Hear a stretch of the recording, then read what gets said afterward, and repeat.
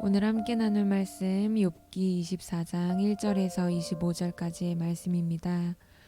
어찌하여 전능자는 때를 정해놓지 아니하셨는고 그를 아는 자들이 그의 날을 보지 못하는고 어떤 사람은 땅에 경계표를 옮기며 양떼를 빼앗아 기르며 고아의 나귀를 몰아가며 과부의 소를 볼모 잡으며 가난한 자를 길에서 몰아내나니 세상에서 학대받는 자가 다 스스로 숨는구나.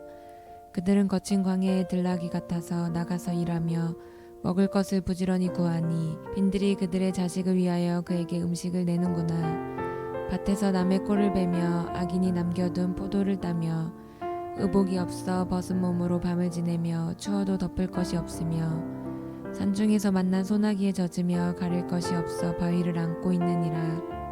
어떤 사람은 고아를 어머니의 품에서 빼앗으며 가난한 자의 옷을 볼모 잡음으로 그들이 옷이 없어 벌거벗고 다니며 곡식이삭을 나르나 굶주리고 그 사람들의 담 사이에서 기름을 짜며 목말라 하면서 술틀을 밟느니라.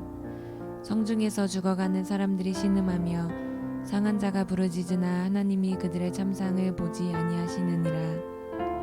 또 광명을 배반하는 사람들은 이러하니 그들은 그 도리를 알지 못하며 그 길에 머물지 아니하는 자라. 사람을 죽이는 자는 밝을 때에 일어나서 학대받는 자나 가난한 자를 죽이고 밤에는 도둑같이 되며 가늠하는 자의 눈은 저물기를 바라며 아무 눈도 나를 보지 못하리라 하고 얼굴을 가리며 어둠을 틈타 집을 뚫는 자는 낮에는 잠그고 있으므로 광명을 알지 못하나니 그들은 아침을 죽음의 그늘같이 여기니 죽음의 그늘의 두려움을 알미니라. 그들은 물 위에 빨리 흘러가고 그들의 소유는 세상에서 저주를 받나니 그들이 다시는 포도원 길로 다니지 못할 것이라. 가뭄과 더위가 눈 녹은 물을 곧 빼앗나니 수월이 범죄자에게도 그와 같이 하느니라. 모태가 그를 잊어버리고 구더기가 그를 달게 먹을 것이라. 그는 다시 기억되지 않을 것이니 부리가 나무처럼 꺾이리라. 그는 임신하지 못하는 여자를 박대하며 과부를 선대하지 아니하는도다. 그러나 하나님이 그의 능력으로 강포한 자들을 끌어내시나니 일어나는 자는 있어도 살아남을 확신은 없으리라. 하나님은 그에게 평안을 주시며 지탱해 주시나 그들의 길을 살피시도다. 그들은 잠깐 동안 높아졌다가 천대를 받을 것이며 잘려 모아진 곡식이삭처럼 되리라. 가령 그렇지 않을지라도 능히 내 말을 거짓되다고 지적하거나 내 말을 헛되게 만들 자 누구랴. 아멘. 어제 본문을 통해서 우리는 욥이 하나님 앞에서 자신은 정결하고 의롭게 살려고 노력했다고 주장하는 것을 살펴보았습니다. 하나님이 욥 자신의 중심과 마음의 행동을 살펴보신다면, 시험하신다면 그가 얼마나 정결하고 의로운 사람이었는지 드러날 것이라고 그는 확신했습니다. 그래서 하나님이 자신을 단련하시면 자신은 숨금 같은 자라는 것이 입증될 것이라고 주장한 것입니다. 그런데 이런 자신이 악인이나 당해야 되는 재앙을 당하고 있으니 이런 상황이 얼마나 부당하게 느껴졌겠습니까? 그래서 그는 부당함을 주장했던 것입니다.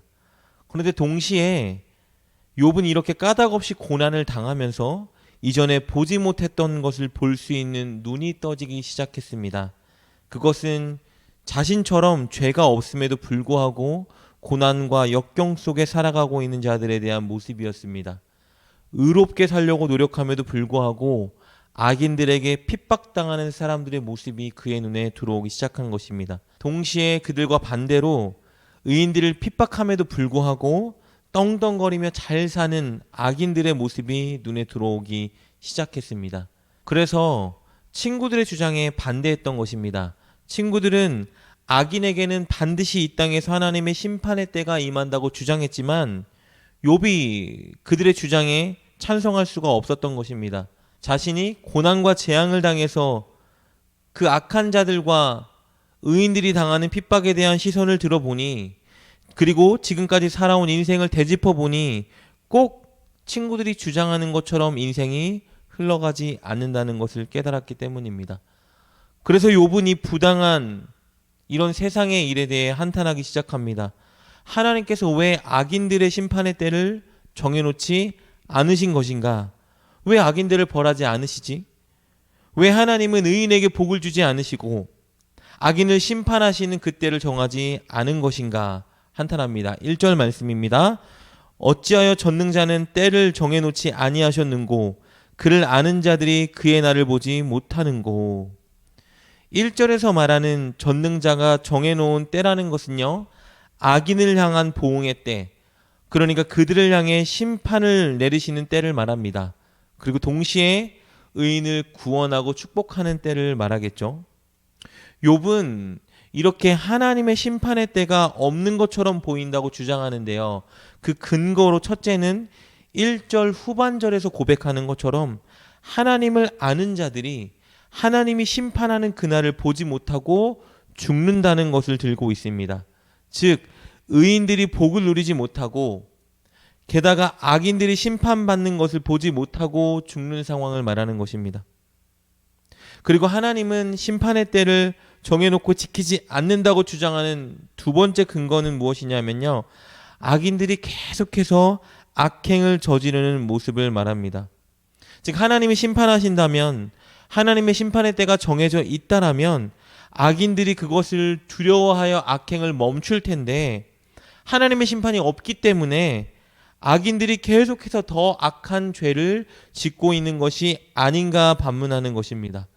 욥은 자신의 이런 주장을 증명하기 위해서 악인들이 현재 저지르는 죄악들, 그리고 그들의 악행으로 인해서 의인들이 핍박받는 실제 예를 열거하기 시작하는데요.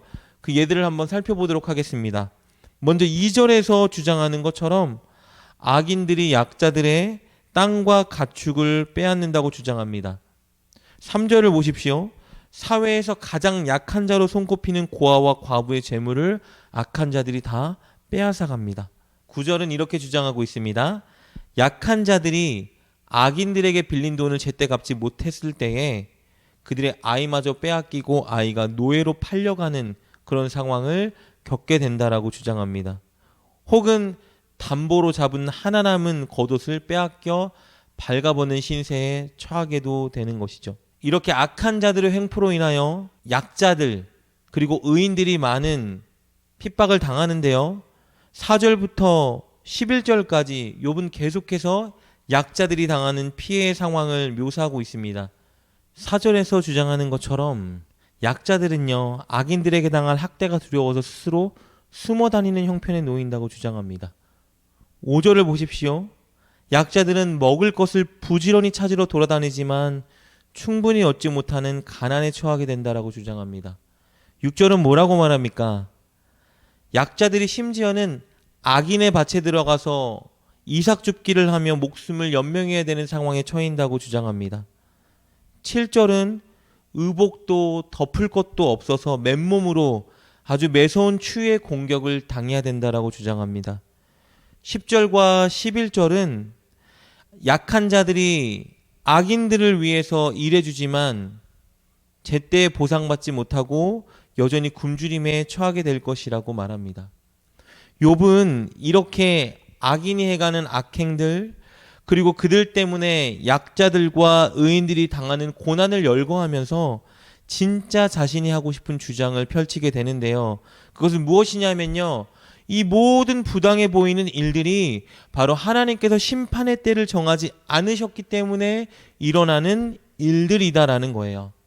의인들과 약자들의 간구를 듣지 않으시고 악인들을 심판하지 않으시기 때문에 이런 부당한 일이 일어나는 것이 아닌가 그는 의심합니다. 12절 말씀입니다.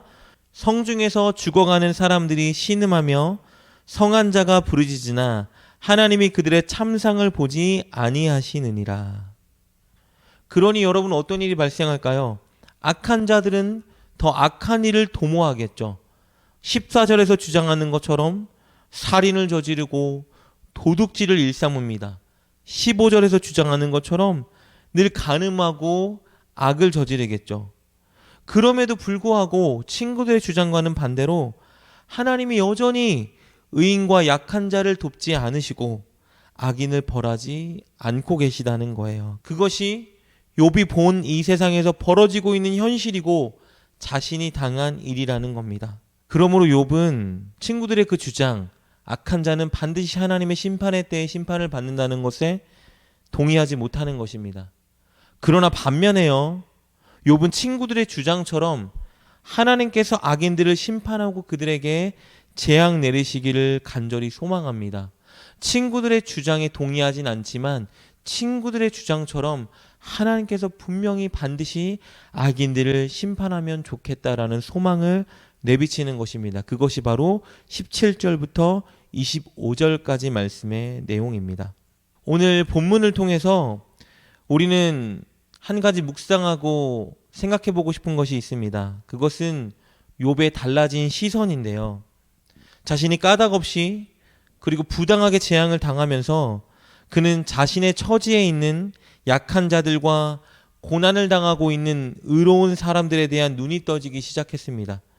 그리고 동시에 그들을 괴롭히는 악인들의 모습이 눈에 들어오기 시작했습니다. 그래서 이 부당해 보이는 세상에 대해 하나님께 항변했던 것이죠. 여러분, 이와 같이 우리는 직접 경험해 보기 전에 아픈 사람들, 부당함을 당하는 사람들, 억울함에 놓인 사람들의 처지나 심정을 공감하지 못합니다. 아니, 아예 관심을 두지도 않죠.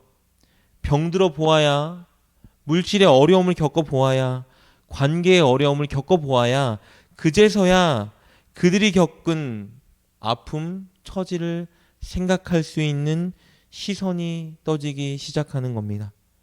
그래서 때로는 하나님께서 우리에게 여러 방면의 고난을 허락하실 때가 있는 것입니다.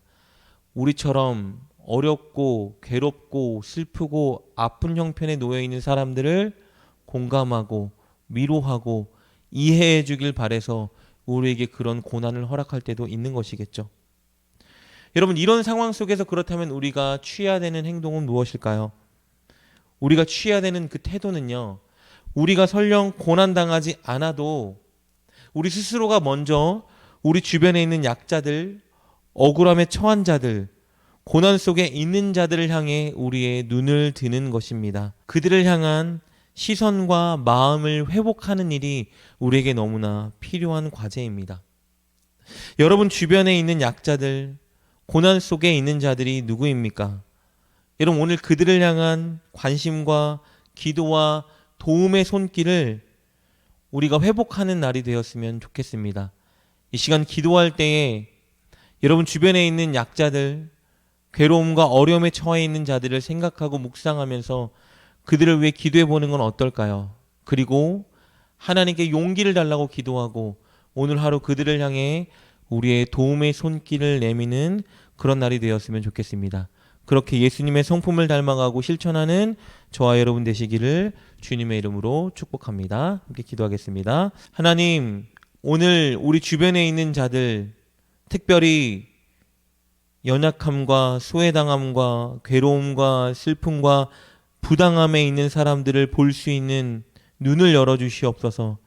그들을 향해 기도하고 그들을 향해 관심을 갖고 그들을 향해 도움의 손길을 내미는 우리가 될 수 있도록 우리를 주님이 닮아가는 자로 만들어 주시옵소서. 그렇게 역사하실 주님 기대하며 예수님의 이름으로 기도드립니다. 아멘. 우리 주변에는 소외당하거나 고난 속에서 신음하고 있는 수많은 사람들이 있습니다. 사실 우리는 우리가 그런 일을 당하기 전까지 그들을 향해 시선과 관심을 주지 않곤 합니다. 그러나 하나님은 우리가 그들을 향해 손 내밀기 원하십니다.